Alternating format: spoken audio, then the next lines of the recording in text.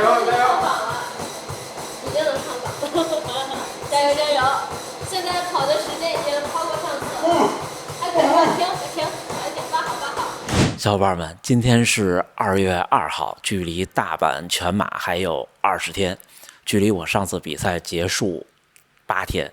今天我们又来到了熟悉的麦盛运动机能实验室，又要大考了，看看这个 InBody 和我的最大摄氧量。今天跟大家分享一下心得，就是我这次半马之后，因为跑了个不错的成绩，所以放纵了几天。这几天可能身体状态就会是一个疲劳，并且有点就反正吃的不太健康，可能有点积水。然后我们看看这2次的差异有多大，因为上次我是准备上海的10公里精英赛，是一个不错的状态。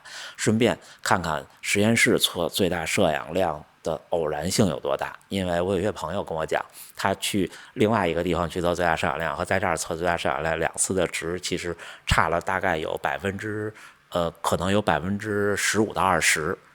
所以看看最大摄氧量是和在跑步机上的发挥有多大的差异。来，我们看看我的身体指数。测量您的体重，请握住电极手柄，不要移动。将脚后跟放在后跟电极上。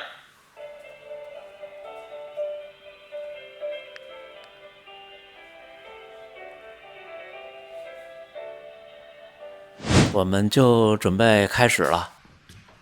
跟上次程序一样，我们简单热身一会儿。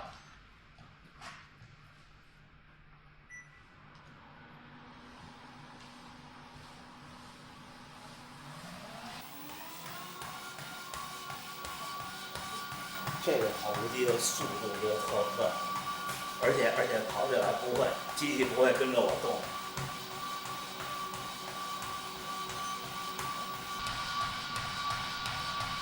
热身的时候是不用佩戴面罩和心率带的。今天来之前，其实我早上起来有跑步，在黄埔滨江跑了10来公里。热身的配速很慢，但是我依然能感觉到2条腿有点沉。当天的状态就感觉身上肿肿的，休息的也不好。赛后这一周，整个对身体的影响还是挺大的。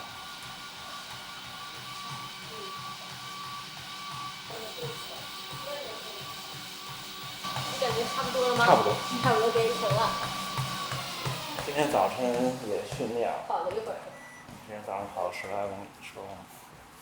分享热身结束了，我们准备戴面罩，加油！这样子你手扶一下，对。好。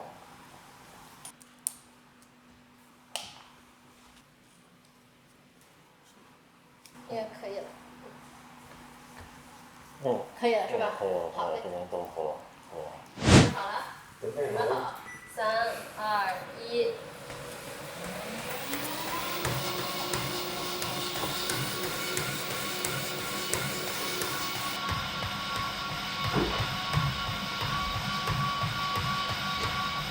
整个的测试过程是配速按照固定的时间来增长，具体多长时间增长，其实我不是记得太清楚了，但是我眼前看到的这个屏幕就差不多是0.1的在涨，对，它是0.1一个单位在涨，也就是说很匀速。我特别期待能看见边上屏幕上显示的东西，但是我这个视角并看不见。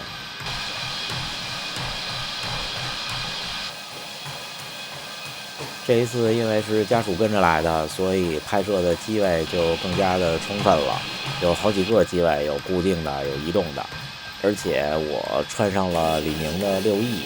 本来这双鞋是打算从北京回到东京去奇遇跑马拉松的。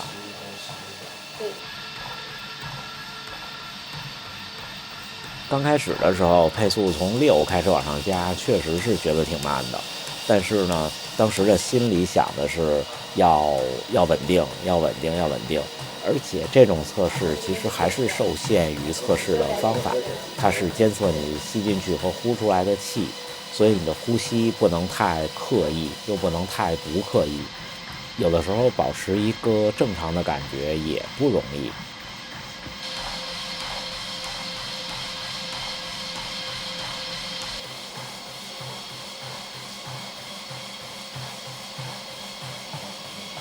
大家看这个黑色的 RER， 到了1基本上就等于有氧结束了。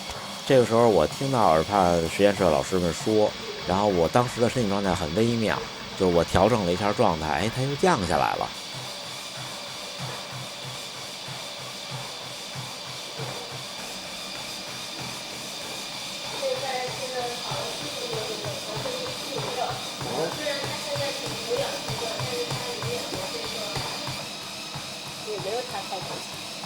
你看这个数反而变低了，就是感觉身体热开了。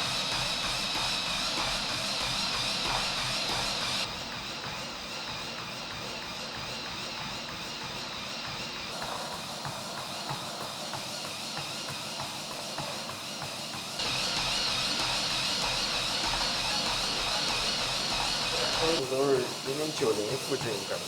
上次刚跑7分钟前的是0.9的那样。对，这次基本上我看都得在98、97左右。这个时候我是能听见边上的老师们聊天的，我就感觉哎，这次好像是状态差一些。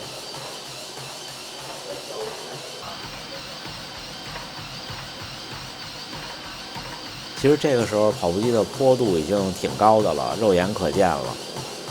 他们的测试就是靠这个原理，让你的绝对速度没有很快，但是等强很快，比较适合我这种绝对速度能力不太强的人。对于专业运动员来说呢，因为绝对速度不快，也不那么危险。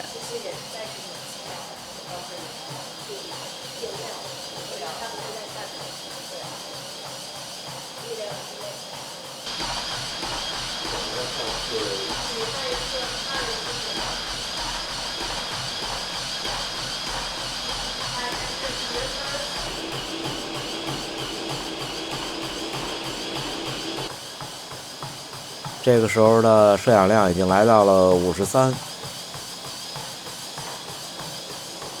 我剪辑的时候其实也没有找到在哪个屏幕上哪个地方看到我的等强配速，可能字比较小。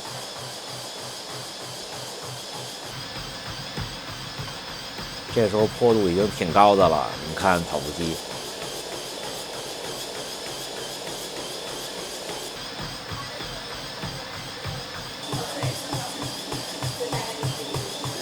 坡度是5，时速是14。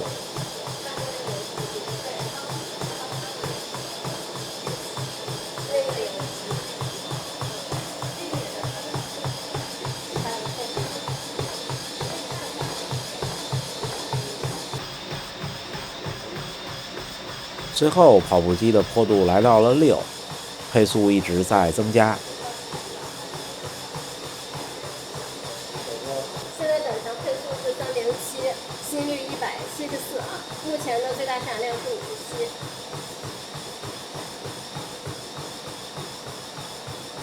是已经进入到无氧的阶段了。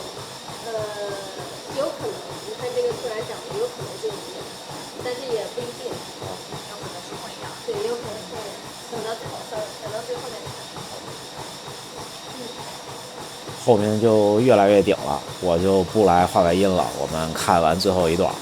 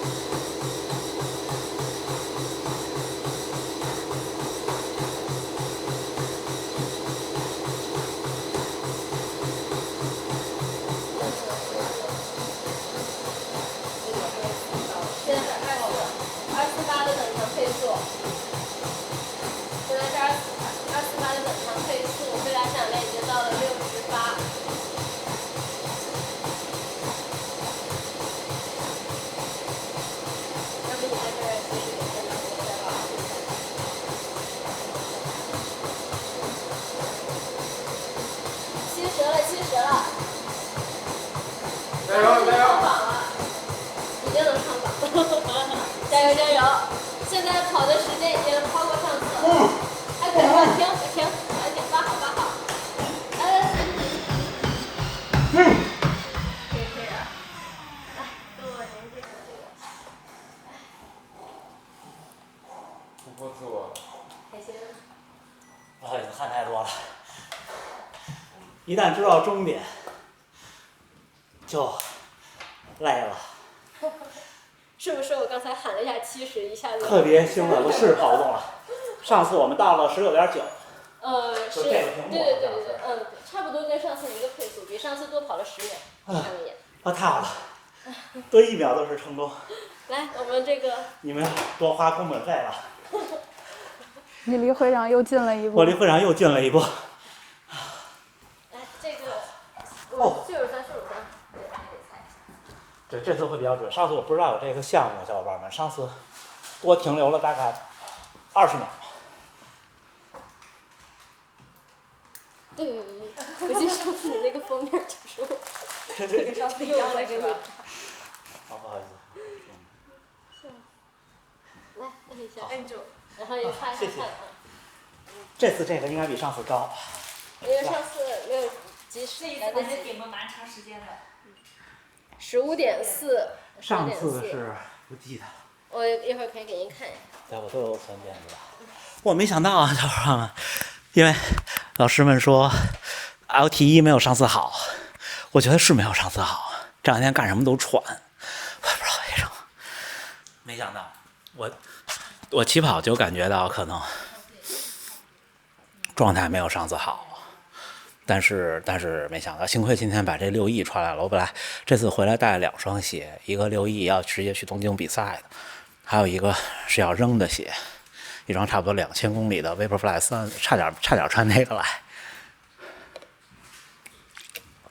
那电解质的那个液，就是700多毫克的那黑的长的那个冲的。对，我去年的时候没有想到，其实我有好几盒这个液，我还买了电解质粉，其实这就可以冲水喝，比粉还好使一些。怎么说？鲜衣怒马，桀骜不驯，勇敢的40岁的小伙子。我是一个标准的理科生，我特别喜欢这种东西。哇！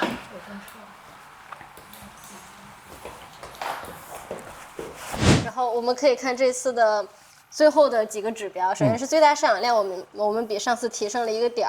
虽然最后最大摄氧的数值上涨了，但是身体的疲劳是骗不了人的。由于我其实还没有从上一场半马比赛的疲劳中恢复过来，同时赛后这1周生活也有点不够规律，训练也不够规律，身体状态不好，导致我的有氧提前结束，跟上一次比。您上次无氧阈这个时刻下的等项配速是344，这次是349，对，就是差了一些，但也不是差很多，其实就是跟身体状态不好有关系。然后，所以我们这次就是比赛后的这次测试的无氧阈值和你平时比赛的状态也是不一样的。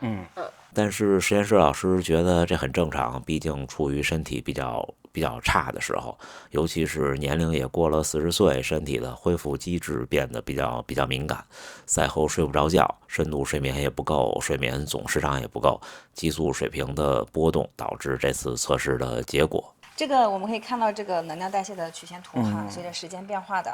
然后这个橙色呢是脂肪的一个代谢情况。看完了心肺指标，实验室的老师带我分析了一下能量代谢的曲线。我们一般会希望这个蛋白质它的这个曲线是这样子的，就是比较低的，对吧？那您的这个蛋白质呢是消耗量非常大啊，这有可能跟您也是因为现在疲劳有关。另外一个呢也是你可能午餐吃的什么，是不是吃的就是碳水比较少？我觉得这个测试数据特别有意思，特别神奇。从数据上看，在有氧区间里，我的脂肪的功能占比上一次要低，也就是说，我的脂肪代谢能力在当前变差了。同时呢，蛋白质的能量供给的占比变高了，尤其是到了后面，到了最后很艰难那段时间，蛋白质的占比甚至和糖的占比是几乎一样了。而上次不是这样，上次主要还是糖，就是我们的身体在运动强度越高的时候，会越依赖于糖的代谢；越低的时候呢，会越依赖于脂肪的代谢。所以这一点就敲响了一个警钟，就是更明确地反映出当时身体的状态和测试前的补给。这2次的测试，除了身体状态的区别，还有测试之前我的对待这次测试的认真程度。上一次对待这个测试我是很认真的，中午吃了碳水，早晨没有跑很多步，同时我是在一个备赛的状态下，也没有摄入咖啡当天。而这次呢，其实就是完全的正常生活，中午呢也没有额外的摄入碳水。实验室的老师也分析说，这个可能跟我们体内糖原储备有关系。你看您上次的这个，可能糖就是体内比较充足，所以您的身体就不会去拿它来功能。我们不希望蛋白质来功能，所以一定要保证充足的糖原储备啊。马拉松是个系统工程，无论是从运动上还是能量上，当身体发现你的糖不足的时候，它就会改变一些代谢的策略。所以我们在强度训练和比赛之前和比赛之中的补给确实是非常重要的。而且反倒就是就您来讲的话，要更加注重补充蛋白质，因为您的身体不知道为什么它很喜欢去利用蛋白质。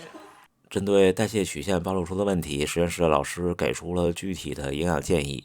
考虑到我现在的身体情况，还有年龄的增长，很多策略已经和当时35、6岁时候做出的决定和测试会有一些区别了。实验室老师跟我讲，不鼓励我完全100%的空腹晨跑，可以考虑有一些优质的碳水的补给，比方说1根香蕉的碳水的量。同时呢，我跟实验室老师分享，我在强度训练之前是会有热身之后会有能量胶的补给，就是我还是空腹去热身，之后热身之后补给，补给之后去训练。这一点呢也是得到认可的。训练之后的早餐这一块的营养要比较的注意。以往我的早餐基本上就是正常的吃，摄入碳水为主，蛋白质为辅。然后现在看起来呢，可能要适当的增加一些蛋白质的比例。一定要在赛后补充蛋白质。最好是在半个小时之内补充。然后这个蛋白质呢，它也不能说单吃蛋白质，它得跟我们的碳水一起补。碳水和蛋白质的这个比例呢，一般是2比1。2比1。对，我看你这里有那个问题是说碳水吸收。对比赛的影响。那当然我们的这个能量胶的这个碳水吸收效率是非常高的。它是那种凝胶状的。之后就是关于赛场上的能量胶的补给。之前听信哥和千朝大神那一期的播客，就是千朝大神分享他全马国1的那一次，分享了补给。他在节目中提到，我们每小时摄入的碳水能吸收的量，能消化的量。我也求证了实验室老师，这个是每个人都有这个区别的，一个是你本身的吸收效率，另一个是你胃肠道的一个状况。有的人他就是一吃，他肠胃就过敏，就受不了。对，所以一般来讲，我们说是60到90克是完全 OK 的，完全 OK 的。对，是的。那对应到能量胶100千卡是20多克，那就是1个小时2个是肯定没问题的。对，没错。如果是那黑色的话，2个稍微多一点点，对，也可以。是的。而且我总跟大家分享，在赛道上，为什么有时候到后面我们吃160千卡的大胶，就是因为你很难把那个胶挤得很干净，可能你吃到嘴里的有2/3。所以在吃能量胶上，我觉得可以激进一点，不需要担心。